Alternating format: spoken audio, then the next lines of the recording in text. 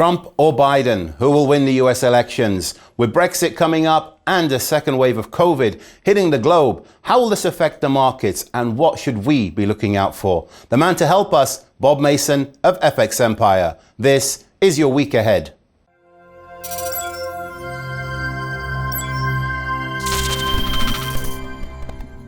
Hello, Bob, and thank you once again for joining us. Let's start with the hot topic of the week, shall we? The US presidential elections.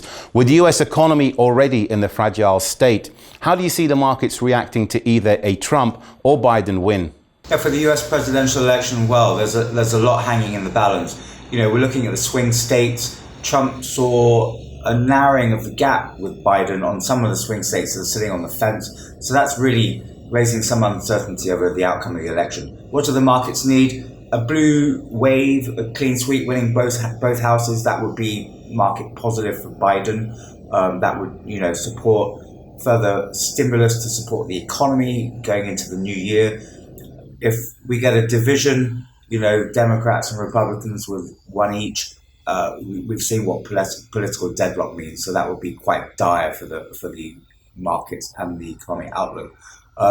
For the equity markets, Trump's business friendly, so, that would be considered market positive for the likes of the Dow. But then you're going to see, Europe and Asian markets question what lies ahead, particularly with Trump's, trade war emphasis that, we saw through the first 4 years. So there's plenty to consider and expect plenty of choppiness.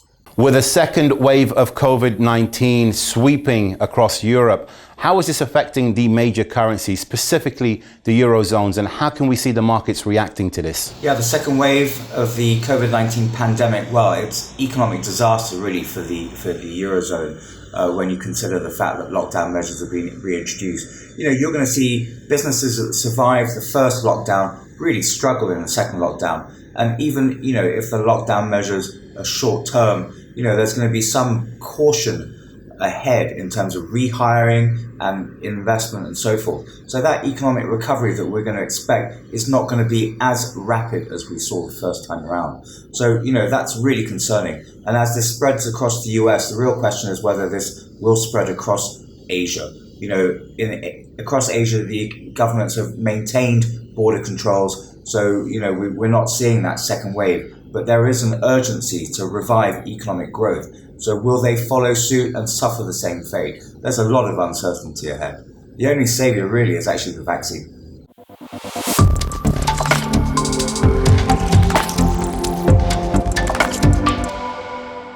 So some uncertain times ahead for us all, I'm guessing. Let's switch our attention to the commodity currencies. What can we expect there in the week ahead? Relatively busy week ahead for the commodity currencies. For the loonie, we got trade and employment figures in focus. Expect the employment numbers towards the end of the week to have the greatest impact following last week's Bank of Canada forward guidance. For the Aussie dollar, we got retail sales and trade figures. Those are the main areas of focus from a data perspective. Expect retail sales to have the greatest impact.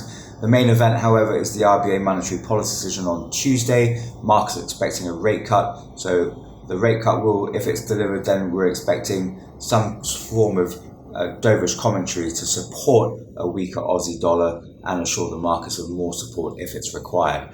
For the Kiwi dollar, the focus will be on employment figures for the third quarter. Again, expect plenty of influence, though really the key drivers in the week will be US politics, COVID-19, and then there's PMI numbers out of China to consider as well. A relatively quiet week ahead for the Asian market, specifically in Japan and China. But is there any key stats that we should be looking out for? For the Japanese yen, key stats include finalized private sector PMIs in the early part of the week. Not expecting too much influence from the numbers, barring marked deviation from prelims.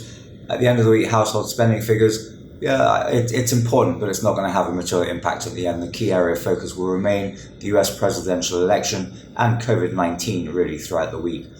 From China, private sector PMIs are in focus, so expect plenty of influence on market sentiment that ultimately expect US politics to overshadow the numbers for once as Trump and Biden go head to head on the 3rd of November.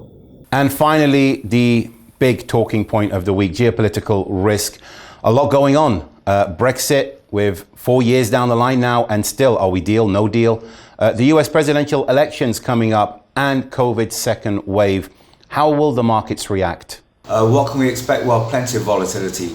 Obviously COVID-19 is delivering uncertainty. You've got the US presidential election and the Senate race, plenty of uncertainty.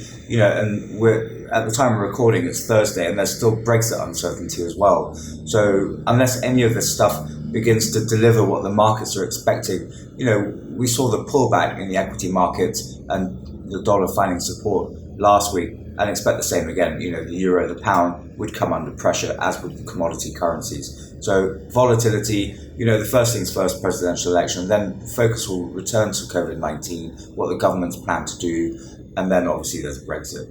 Will there be a deal? Won't there be a deal? 4 years on, and we still don't know. So there's still a lot to consider in the week ahead. As always, Bob, thank you so much for your time, and I'll see you again next time. That was the week ahead with Bob Mason of FX Empire. In the meantime, keep up to date with all the latest developments by following us on all our social media outlets.